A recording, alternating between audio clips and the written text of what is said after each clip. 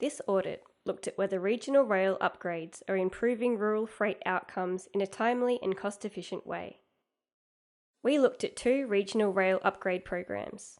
First, the $440 million Murray Basin Rail Project, along with the complementary $130 million Freight Passenger Rail Separation Project. Second, three freight-related projects within the $1.75 billion Regional Rail Revival Program.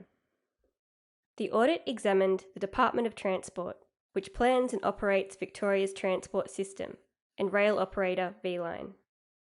The regional rail upgrades we examined are not yet achieving the outcomes expected by stakeholders in government.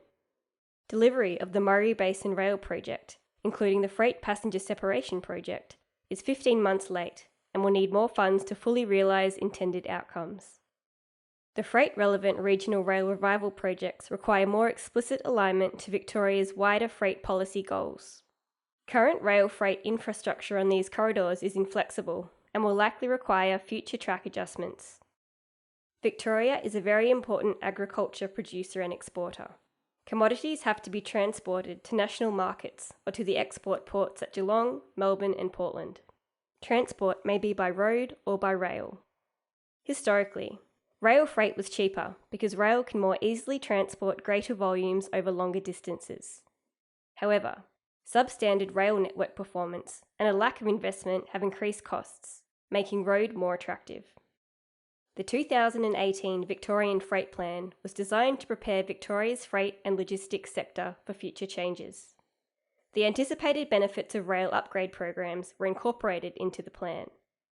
The Victorian Government expected the Murray Basin Rail Project to deliver increases in three areas: freight capacity, interstate competition, and investment by rail operators. The Department of Transport directed V-Line to deliver Stage 1 of this project. V-Line procured and managed a contractor to deliver Stages 2 to 4. However, in June 2019, the Victorian Government paused the project. The complementary Freight Passenger Rail Separation Project aimed to deliver faster and more reliable services through Ballarat. However, the Victorian Government put this project on indefinite hold in April 2019.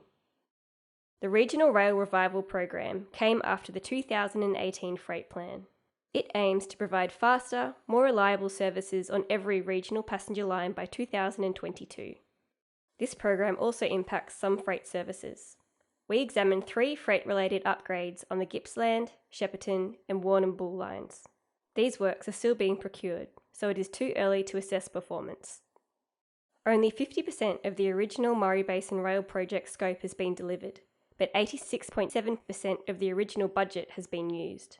This is due to the Department of Transport and V-Line's deficient project planning and ineffective project management, and V-Line's inadequate contract management, which has led to delays, scope changes, and increased costs. Specific issues include over-optimistic assumptions about work's complexity, underestimations of time and cost, and a failure to report on or address risks in a timely manner. The Department of Transport and V-Line's project governance arrangements did not support informed decision-making and were insufficiently documented. There were gaps in accountability and patchy or limited corporate knowledge. Further, critical findings from project reviews were not mitigated or actioned in a timely manner. In managing the Murray Basin Rail Project, the Department of Transport did not routinely analyse or seek to understand stakeholder views. This included addressing requests for project appraisals from the Commonwealth, which contributed $220 million to the project. The Department of Transport's responses were neither forthright nor timely. The Murray Basin and associated freight passenger separation projects will need a considerable injection of funds to fully realise the benefits originally intended. However, the original Murray Basin Rail Project business case is no longer economically accurate, and the Department of Transport and V-Line must also address many remaining technical challenges. We have made 13 recommendations, 3 to V-Line about resolving technical challenges and improving contract management processes, 2 to the Department of Transport focusing on revision of the Murray Basin Rail Project business case, and 8 combined recommendations for both agencies. For further information, please see the full report of this audit on our website, www.audit.vic.gov.au.